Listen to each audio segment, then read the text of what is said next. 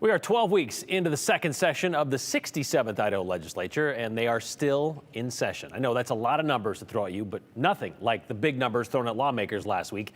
Big numbers meaning the linear indicator of where we are when it comes to what is happening at the Capitol. We started back in January with number 381 in the House when it comes to bills. We're now up to 765. That's 384 House bills so far this session introduced. Two of them trying to tackle some pretty big topics at this late juncture, like how to handle a federal issue on a state level. So on this day, when both chambers are quiet to commemorate the holiest of days, Joe Paris takes a look at two separate immigration bills, one of which has already cleared one side of the State House. The Idaho House has approved a major idea. House Bill 753 creates new crimes dealing with illegal immigration.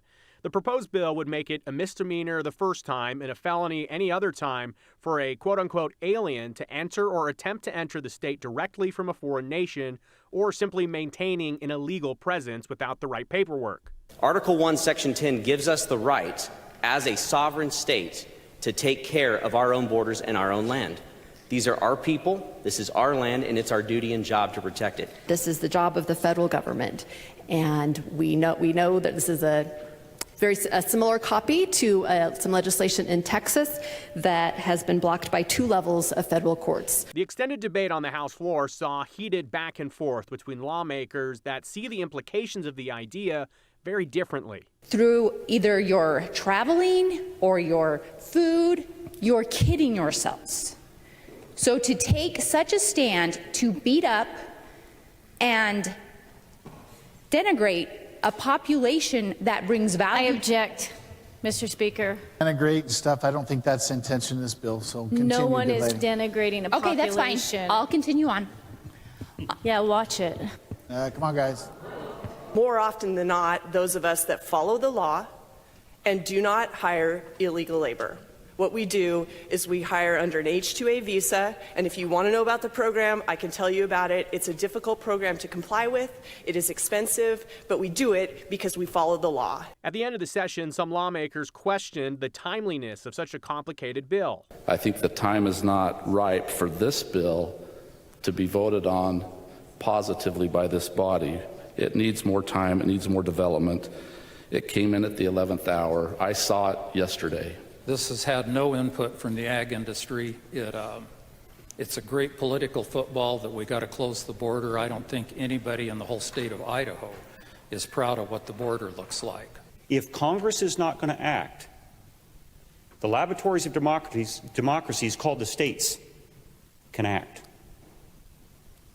We have the ability today to solve a problem. The full Idaho House passed the legislation to the Senate. Remains to be seen what will happen over there with it this week. But lawmakers will also have another bill to weigh on the topic this week.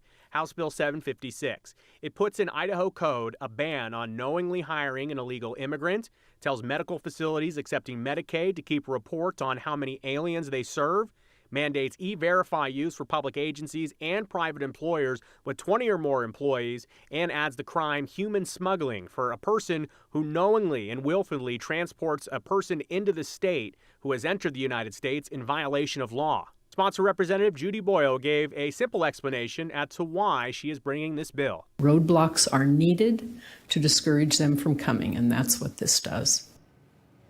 All right, Joe, we heard last week on the Senate side when they were just trying to pass a resolution, how things are moving too quickly this late stage of the session, and we need time to digest these things. This bill, 753, went from committee to House vote in 2 days' time. It's 6 pages long, right? Yeah. It's a long bill. So I guess the question is there any, I don't know, campaigning that goes along with this? Is that what this is about? It's going to depend who you ask. I can tell you there are for sure lawmakers in that building that believe that there are some of their colleagues that are standing up and bringing pieces of legislation late in the session, and they don't think they're serious about it because they know there's some pretty heated primaries coming up in May. And the Republican primaries, the truth of it is, I mean, that's basically the election here in Idaho. Yeah. So I think there are lawmakers that are in a position that are very serious about doing anything they can to get reelected. At the same time, Brian, I've spoken to lawmakers on a personal level that say they're serious about solving this immigration crisis the Idaho way because they truly believe the federal government has left the gem state out to dry. And without any input, though, from the ag community, as we just heard, I mean, they're going to try to do this in just a matter of days because they're still trying to get out of here as soon as possible.